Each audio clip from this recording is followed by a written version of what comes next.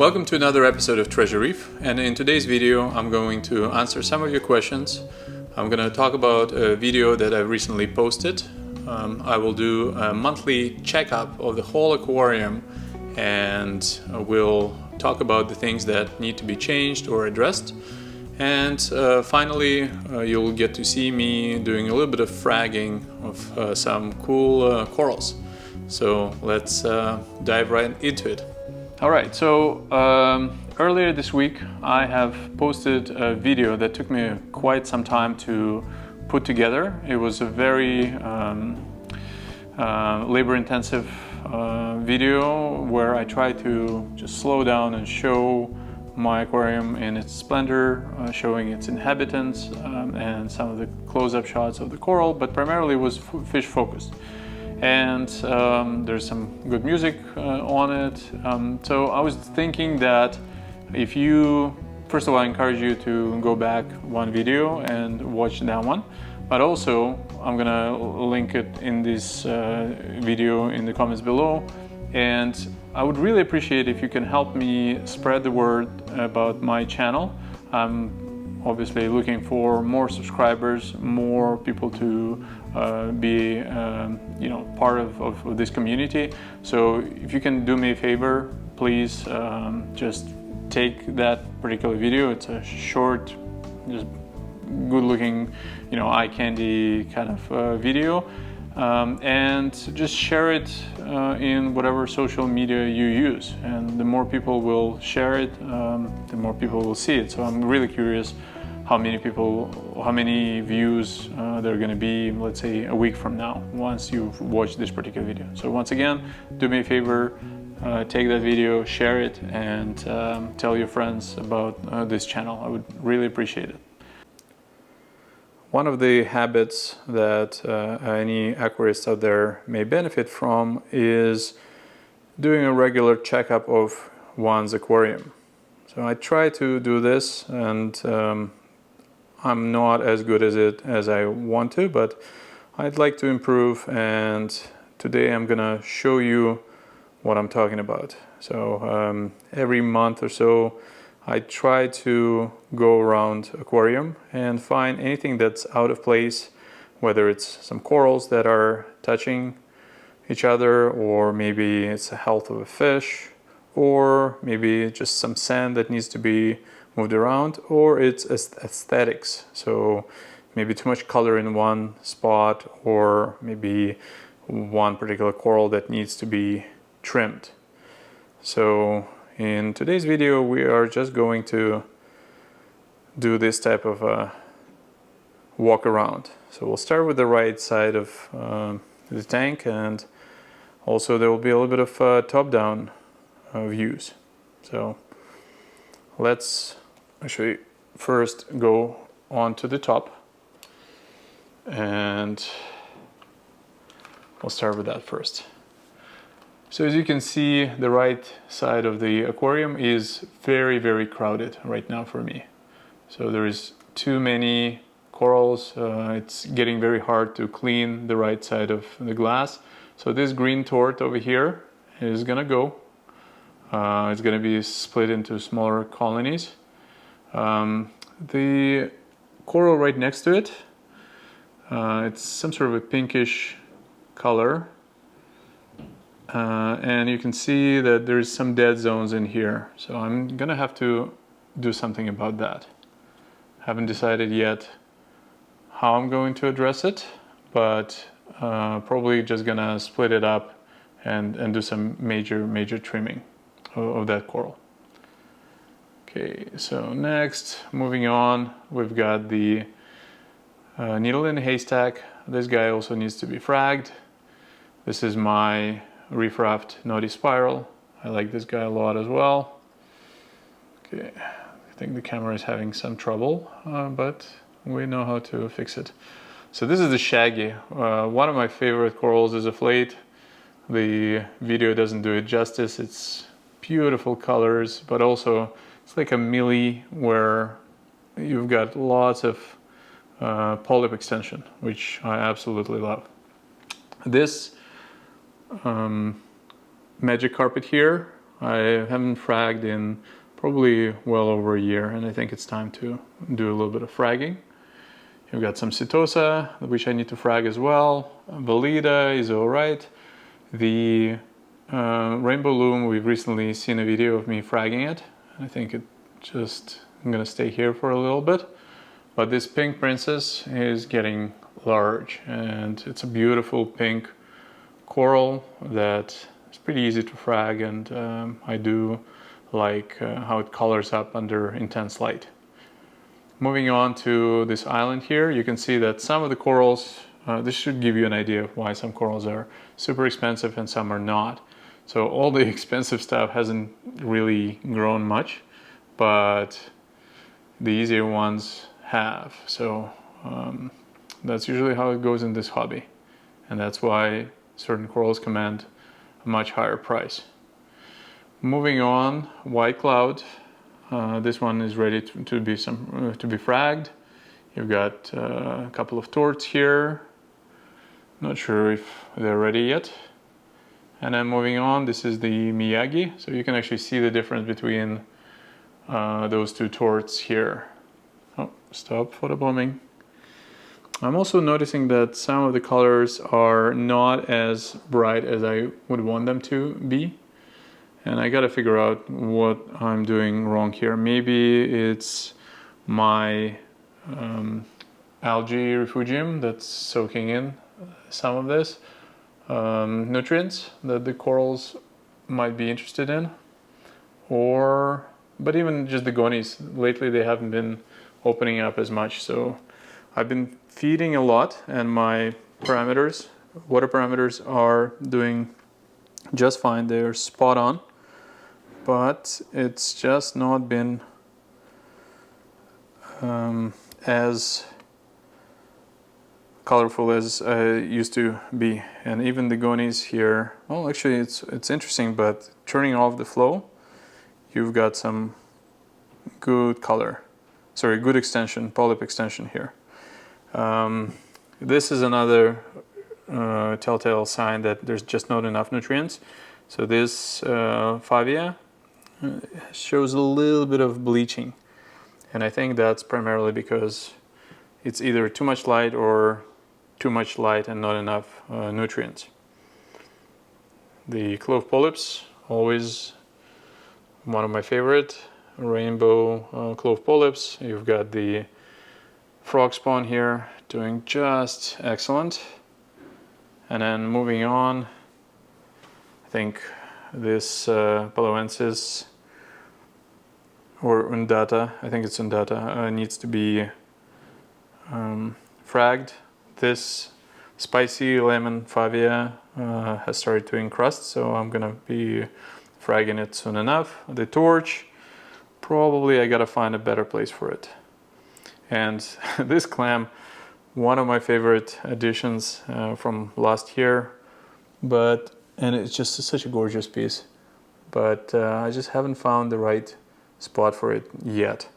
Also, one of my favorite corals here is being bombarded by the torch, so I think it's gonna go, the torch will have to be moved somewhere.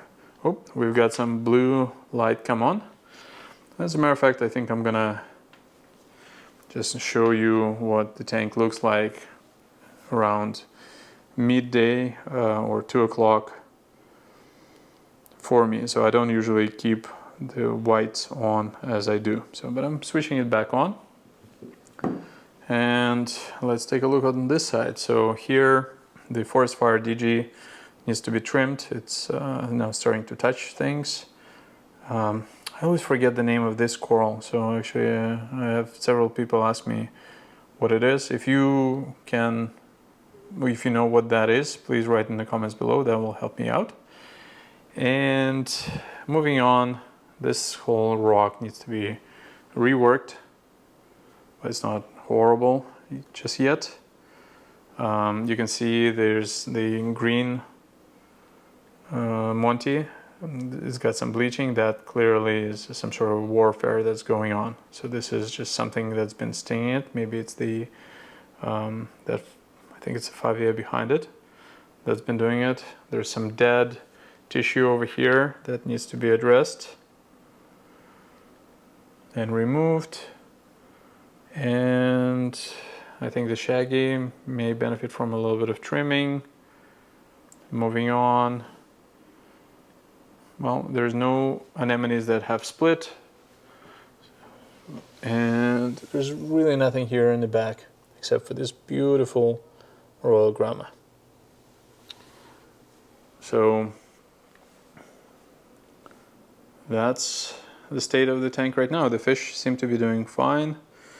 And just to sum up, I've got a few corals to trim. I gotta address the torch over here, and I need to start adding more nutrients to the tank. And what a gorgeous tank it is. Very nice. So one of the questions is, what 3-part solution do I dose to this aquarium? So I haven't switched to calcium reactor yet, although this is something that I'm considering doing in the future. But right now I just dose a 3-part.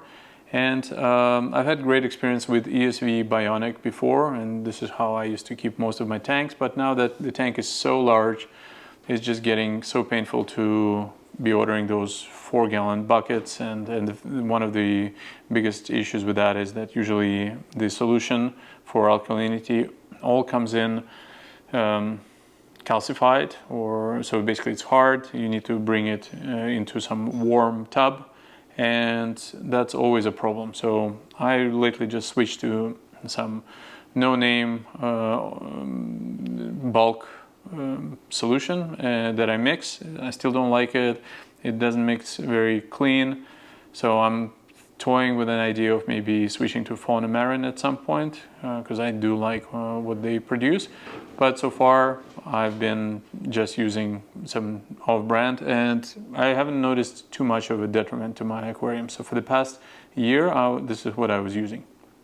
I don't dose any potassium or iodine on a regular basis. Lately, I've been trying to experiment a little bit with the Red Sea trace elements. So I've been doing A, B, C, and D, so all of them. Didn't start with potassium as of late, just because for a while I've been dosing potassium nitrate to the tank, but lately I've switched to ESV nitrate, and I do like it a lot. It's easier than buying some powder from somebody and you don't know exactly what's in it. So I do trust ESV, and this is what I've been using. I don't do any aminos on this aquarium on a regular basis as well. So once in a while I'll throw in some Red Sea Energy or Polyp Lab, but I'm not yet doing anything super consistent. I'm taking my time, and I'm a big believer in first making sure everything is optimal, and then starting to get from there. And the last thing I want is some dinos in my aquarium. As for coral food, that's a different story. I try to definitely use Polyp Lab. I start off with a booster, and then 15 minutes later I throw in some reefroids. And I also do some fauna marin, coral sprint. I also do oyster eggs, I do phytoplankton, so a lot of different options for the corals to pick from. Finally, do I do water changes? Yes, I do. I try to not keep any buckets being moved around the house, so everything is automated for me. Lately I've switched to Vectra, Ecotech Vectra, to do all of my automatic water changes, and I'll talk about this in one of the future videos. Well, actually we're going to go into some detail, and you can see me setting up Mobius a few videos back as well.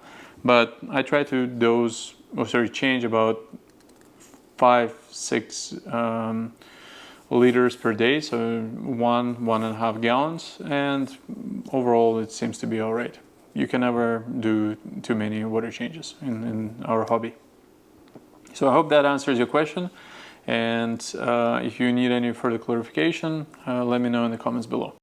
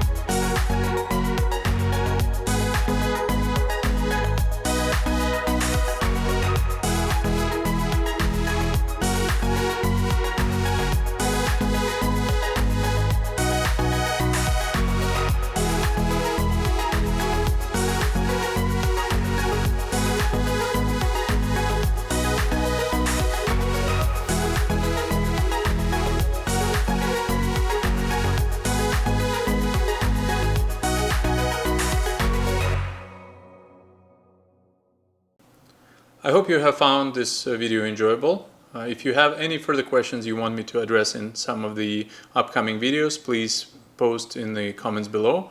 Also, don't forget to like and subscribe, and I'll see you next week.